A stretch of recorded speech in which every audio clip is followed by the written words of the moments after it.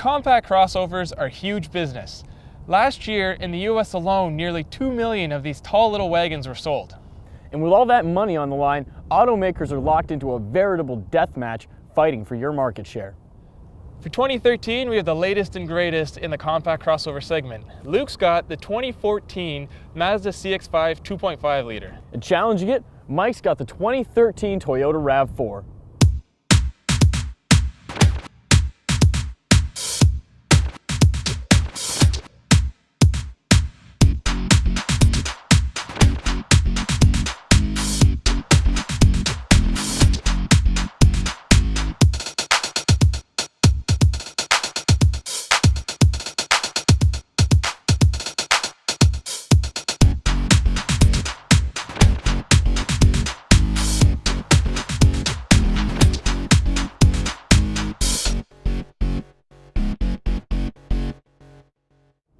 The RAV4 comes standard with a 2.5 liter 4-cylinder engine. It produces 176 horsepower and 172 pound-feet of torque. The only transmission available on the RAV4 is a 6-speed automatic. Expect 24 miles per gallon city and 31 miles per gallon highway for the front-wheel drive versions like our tester. The RAV4 starts at a price of $23,300, and our XLE front-wheel drive test vehicle rang in at $25,320. New for this year, the CX-5 comes with a larger 2.5 liter version of Mazda's Skyactiv engine. It's more powerful and makes 184 horsepower and 185 foot-pounds of torque. This version only comes with a 6-speed automatic, unlike the 2-liter version that can also come with a 6-speed stick.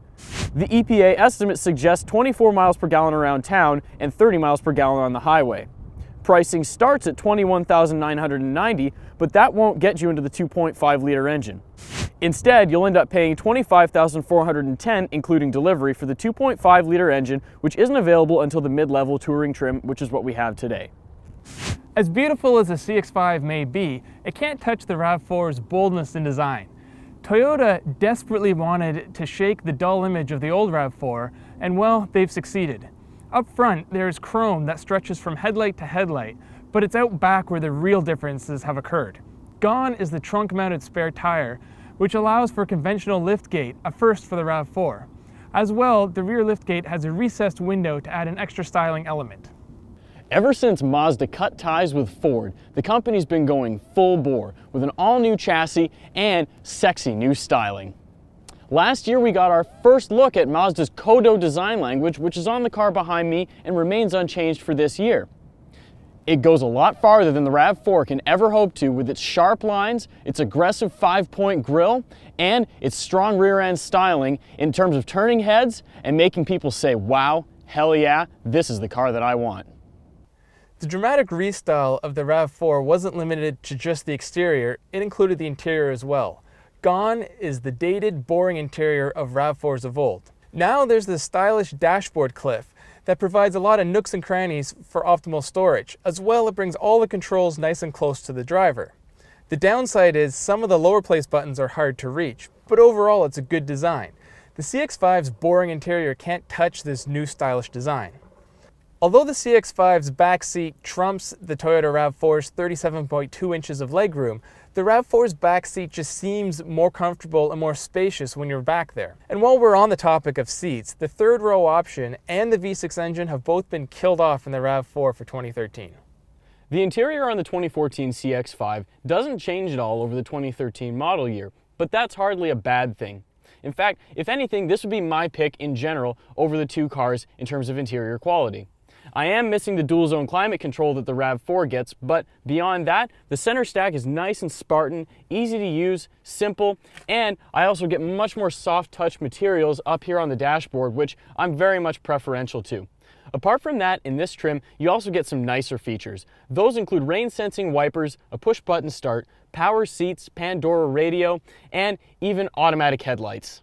There are some downsides though. This car has just over 34 cubic feet of storage space in the back, and that's about 4.2 less than the RAV4. The RAV4's goal is to be an easy-to-drive vehicle with a side of fun. Honestly, it doesn't really succeed at being fun to drive, but it does excel at being easy to drive. Nearly anybody could find a comfortable seating position and just get in this vehicle and drive. thanks to its linear steering, easy controls, and predictable maneuvers. Like most vehicles that have sporting pretensions, the RAV4 suspension is set up overly stiff. I feel a CUV should have a softer ride than this. But unfortunately, it is a problem that's plaguing the segment right now. The best part about the RAV4's drive, though, has to be the new 6-speed automatic. Thankfully, it has finally put to rest Toyota's far too long in the tooth 4-speed automatic. Although the CX-5 is a faster all-around vehicle, the throttle setup is designed for fuel economy, not speed, and the RAV4 is more responsive and easier to use. The CX-5 and the RAV4 are similar in so many different ways that in a lot of senses it's hard to tell them apart when it comes to specs. But when it comes to driving, the CX-5 is the clear winner, at least from a driver's perspective. And that's because it has more power, it has 185 horsepower and 184 foot-pounds of torque, and that all goes together to make it feel a lot better and more powerful on the road than the RAV4. Not only that, but the Skyactiv chassis helps it feel more connected to the road, and especially at speed, it feels like it handles much, much better. Equipped with the 2.5-liter engine, you only have the one choice of the 6-speed automatic transmission.